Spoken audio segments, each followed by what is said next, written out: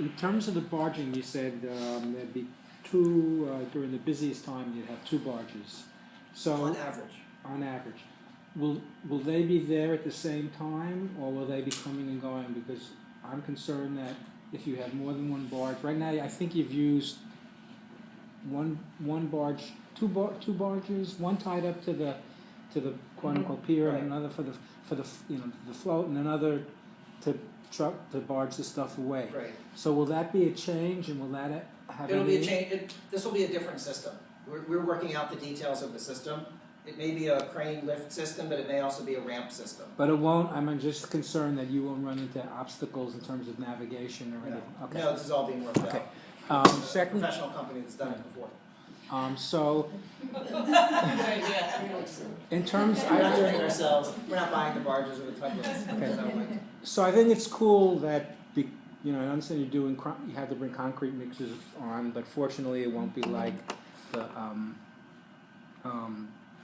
Southtown buildings where they line up opposite the playground and spin their concrete. You'll be doing that off, down at this site. Within our site. So, but do you have an idea about what maximum might be during the day of concrete mixers, truck?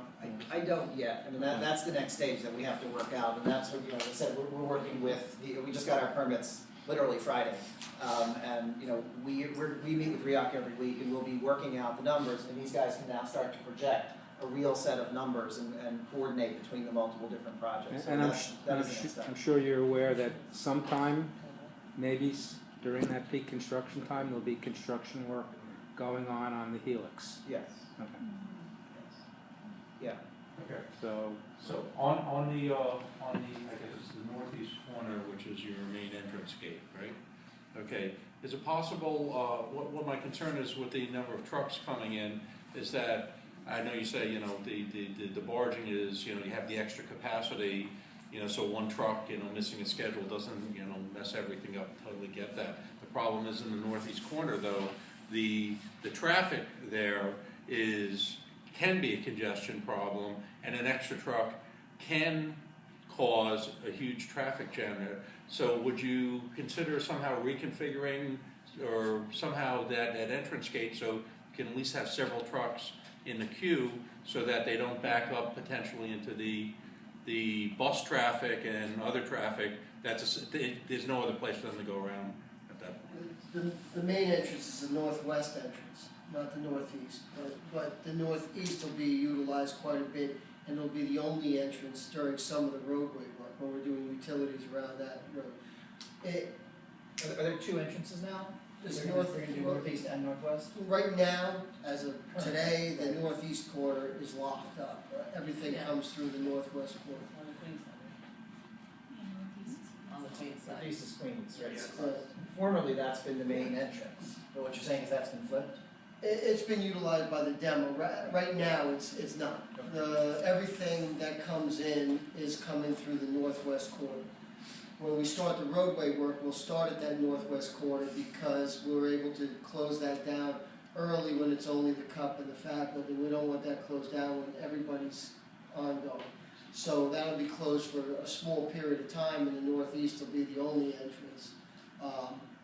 For all practice, we'll be able to get something in and out if we have to, but we'll be utilizing the northeast corner during that couple weeks.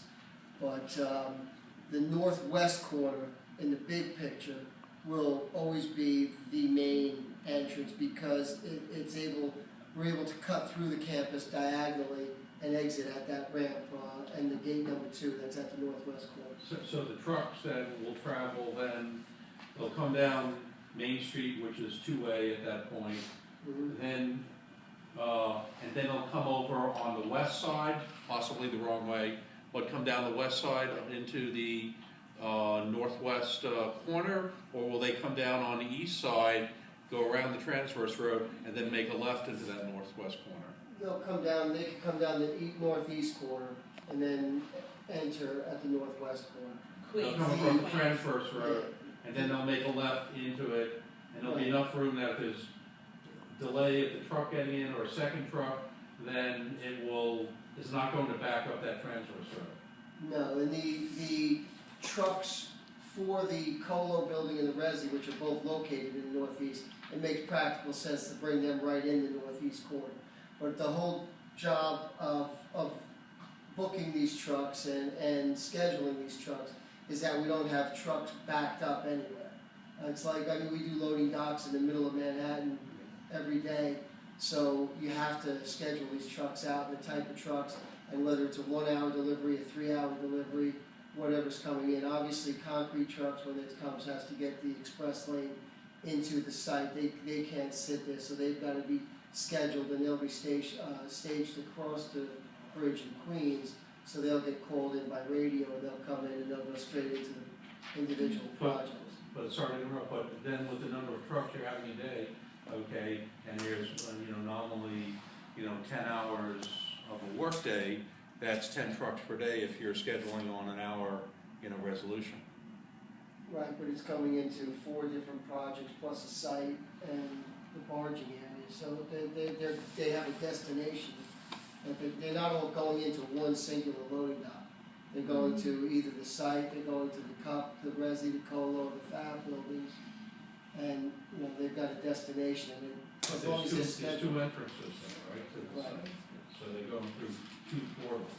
Mhm. Well, the barging adds a third, because that, they don't come in the fence. I was thinking about just the trucks that come down Main Street.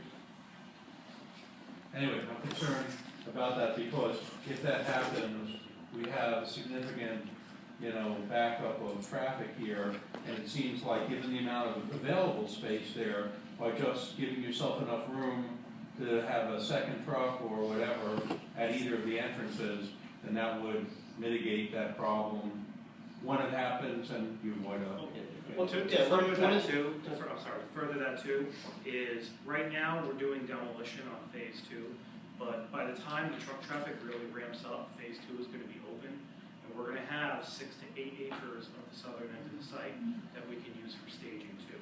The anticipation is not that we're gonna have everything lined up at the gate onto the road, it's to be, when they come to the site, they come on the site. I'm not concerned about the available space, which is there, I can visualize that. I'm talking about a truck coming to the gate, determining whether or not they're authorized, and then getting them through the gate there, that's the bottleneck, I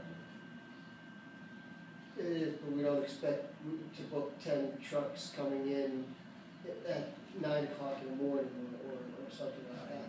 We'll see.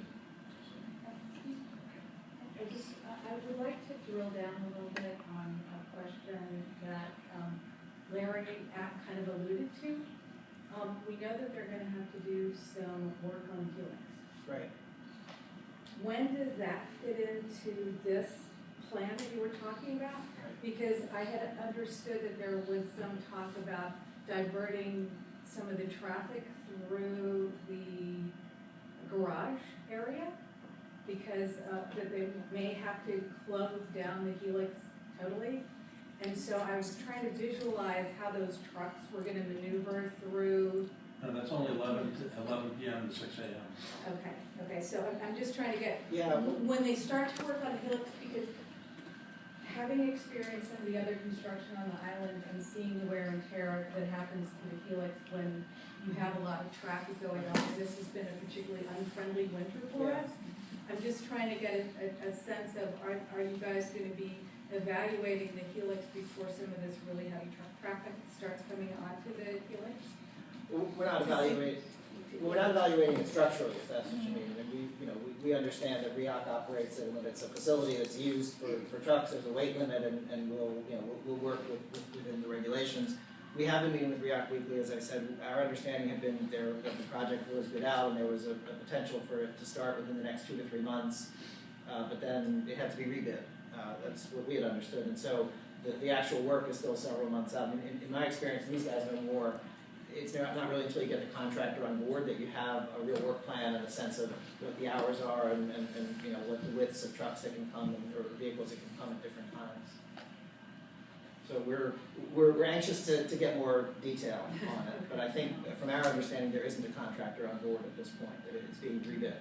Okay, but it sounds like as this pushes back, it's getting right into your peak truck period. Yeah, I mean, would have been better to be done sooner, you know. I was kind of trying to get that timeline. Yes, I agree. So it's looking like the Yeah, but- construction for the helix is during the peak truck period. You know, I don't know, it depends on when that happens. If you know, if it happens in, let's say, by the third quarter of 2015, which is, you know, July, August, September, I think that's probably better all around. But I don't know the duration of the project, and I'm not sure what their bid schedule is at this point. Andrew, obviously our fear is about concrete trucks. Of course. And it looks as if you're definitely making an effort to get that number down as far as you possibly can. There are cars and SUVs as well that are gonna be coming on Main Street. That also creates traffic. What about those figures? Right. Well, the limit, you know, we have a limited number of parking spaces on site. Through the EIS, we've limited it to 100, and that's written into the document. So, from our perspective, that's the number of passenger vehicles that would be coming down Main Street, going to the site on any one day. Again, from our perspective, that's a dramatically lower number than what was serving the Goldwater Hospital. So again, not to underplay the significance of additional traffic, but those have not been what we're focused on. Our initial EIS take was that only 100 cars could park on the site, and so that cuts it off. Is that what you're getting at? So there's nowhere else. That There's nowhere else to number park. times 2 plus 100. Sure. Yeah. Again, because we're focused on barging on trucks, not on cars. Yes, of course, no. Right. But there is considerable traffic. There are very high numbers in the FAIS, in the aggregate, trucks, cars, SUVs. That's what I was asking about, it's the total number. And the concern is mostly with, definitely Right. concrete trucks. Right. Yeah. Well, So again, how many, at peak, how many cars will we be seeing on Main Street per day? well, I can't answer that offhand. I can get you, but again, we're looking at 100 parking spaces on campus, on site. Period. So that's at least 100, Yes. yeah.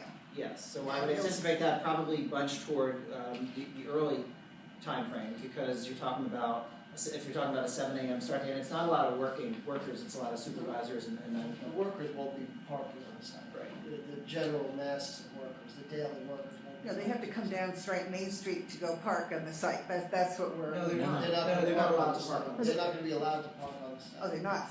No. Okay, so they're gonna park at Motorgate? If they drive. If they drive. Hopefully, we are promoting the Swim. subway Yeah, picture. right. Well, I just to help out Judy, I mean, when you were doing the demolition, I noticed regularly that batches of the PAL workers were heading towards the subway. So I don't know how many went to the tram, but you could see them because they all had their yellow vests. So I think up till now, I think whatever you've been doing has encouraged the use of mass transit and. Yeah, we have a very active. But in the program. way we're procuring all our trades is that there will be no parking on the island, no parking at the site. They're gonna use mass transit. But we're basically telling them, think of working in Midtown. You can take the tram, you can take the subway, the same as you would do at any job in the city. They don't park on. They got nowhere to park. Right. So that was the goal here. And the 100 spaces on site are really meant for the management supervisors for the oversight rather than the staff. So we know that you wanted to talk about air quality later on in the presentation, but Frank has to leave, and so he had a particular question vis-a-vis the trucks and air quality. So Frank, could you ask that question? Thank you for taking my question out of order. We've had Dr. Holger Eisel, which I'm sure you're familiar with. He's head of the Center of Biology of Natural Systems. They're the entity that does the citywide air quality survey for the Department of Health. Okay, they've been doing it for years, and they have very good reputation, and they've cracked the nut on measuring this stuff consistently. Anyway, they found significant deficiencies in the way you're doing air quality monitoring on site, including dealing with the truck traffic and also other particulate measurements. So what I'd like to do is I'd like to pass on you know, his concerns and for you to respond to them and to address them and hopefully correct them, you know, in line with his insight on this, because he does do this, his department does do this for the city of New York. We'd be happy to do that. Sure, if you give us, you give I'll us a send you document a of some sort. specific Yeah. set of, you know, concerns, and we'd like you to address them Right. specifically. Sure. I actually have a question for you, maybe you know the answer. When we were reviewing the work that the city did as part of Plan YC and some of the follow-up monitoring of air quality around the city, and you and I were talking about this the other day, we noticed that there did not appear to be any air quality monitoring stations on Roosevelt Island as part of that report. Is Okay, that so right? that is true. Let me Can tell we you do about. something about that? Well, hold Why on, is yes, that? yes, and then, as they say, wait, there's more.